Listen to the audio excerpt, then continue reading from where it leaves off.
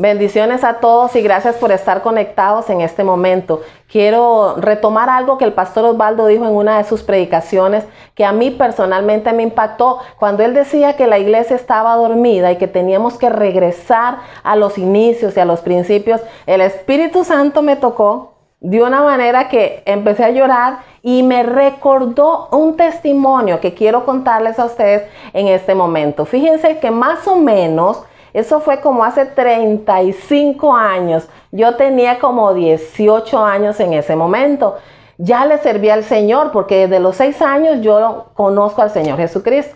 Pero a la edad de los 18 yo ya tenía mi compromiso con el Señor. Estaba muy involucrada con los niños, que es lo que amo. Y resulta que entonces ese día una amiga mía de la misma edad y una sobrina mía de 13 años nos fuimos a un pueblito que está a la par de nuestro pueblo. Ya nuestro pueblo era muy sofisticado, tenía electricidad, imagínense. Estoy hablándole desde hace 35 años allá en el campo.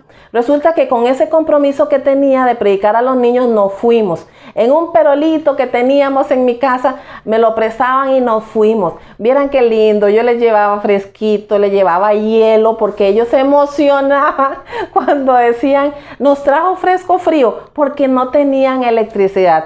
Ahí, en ese lugar, yo prediqué y le hablé a los niños, como siempre lo hago. Había uno de ellos que tenía más o menos entre 9, 10 años, Jaime.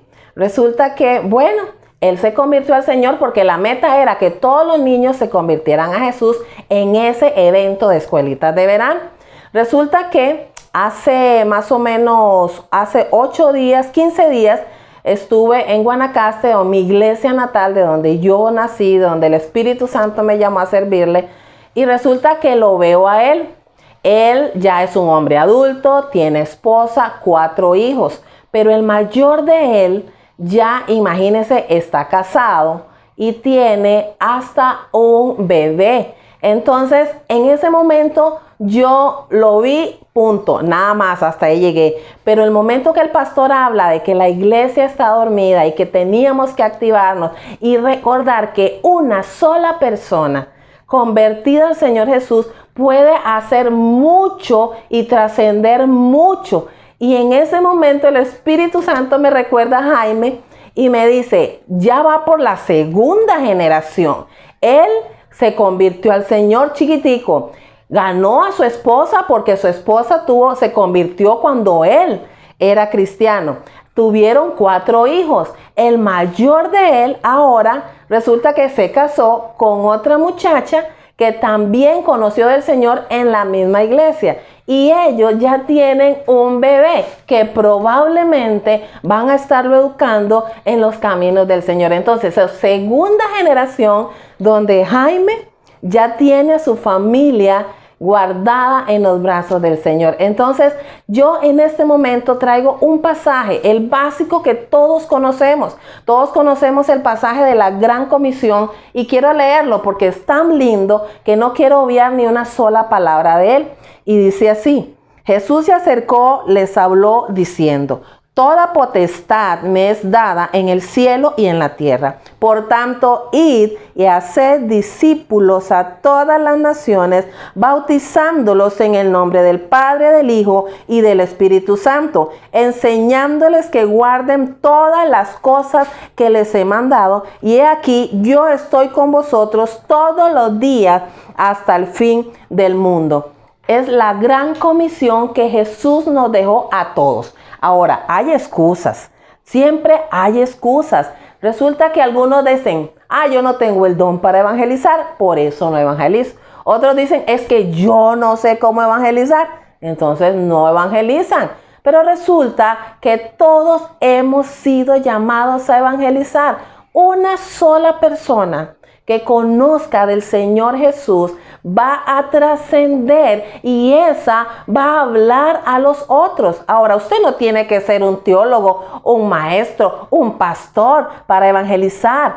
Eso mismo también decía el pastor en el mensaje que me gustó muchísimo.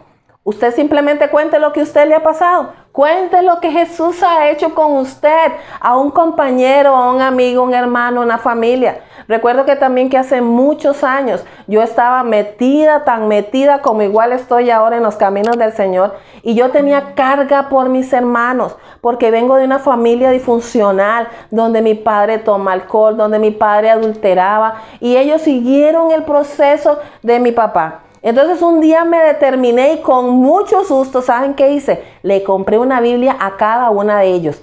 Y les entregué la Biblia y les dije, bueno, lean la palabra. Les prediqué el evangelio ese día. ¿Se burlaron de mí? Sí, se burlaron de mí porque soy la menor de 10. Pero al final de cuentas hice mi trabajo y yo me libré de su sangre en mis manos, como dice la palabra de Dios.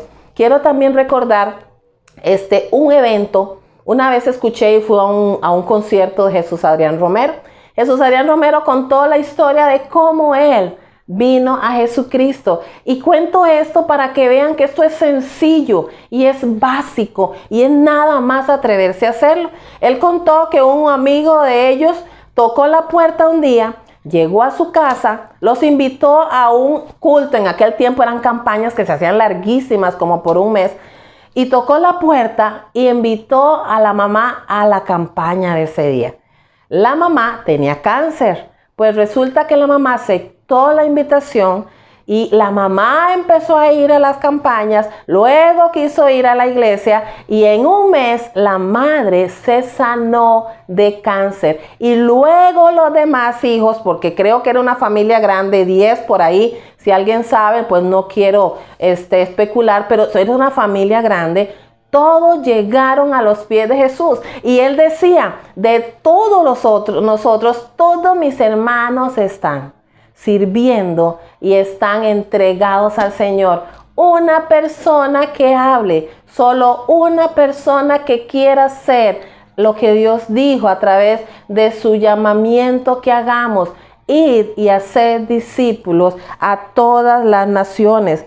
Sé que en este momento hay ambientes muy tensos, no solo por la pandemia, sino por estudios. En la universidad hay muchos jóvenes que ahorita están intentando suicidarse, y lo sé porque tengo testimonios y experiencias.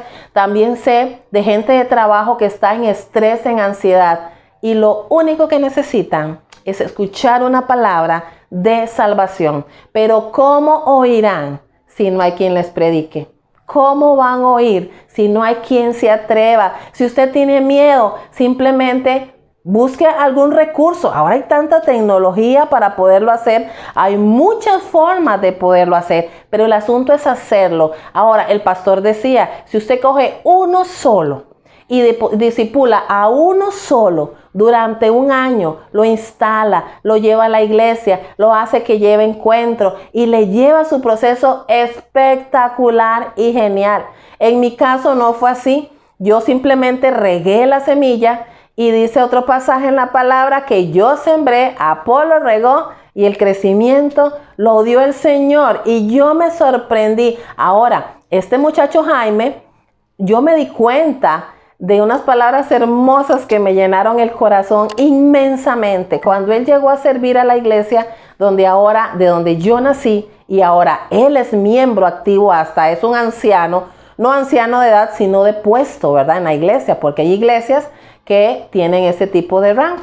Resulta que cuando él ve a mi mamá, le dice, mire doña Elodia, yo estoy aquí primeramente por Dios y luego por Analía, su hija. Y le contó la historia cuando yo llegaba en un perol de carro. ¿Saben qué? Hasta tenía que hacerle 3 veces así al freno para que agarrara el freno, pero yo me iba, a esa edad yo no veía el peligro, pero me iba y fui a predicar a un lugar tan humilde. Y él le contó a mi mamá esa historia, vean, y ustedes no tienen idea el gozo que todavía siento de haber sido parte de ese avivamiento, de esa vida que ahora él está llevando con su esposa, con sus hijos y hasta con sus nietos. Así que te animo, en el nombre de Jesús, vean, hermanos, amigos, atrevámonos a hacerlo. Póngale el ojo a alguien, empiece a orar, pero hágalo.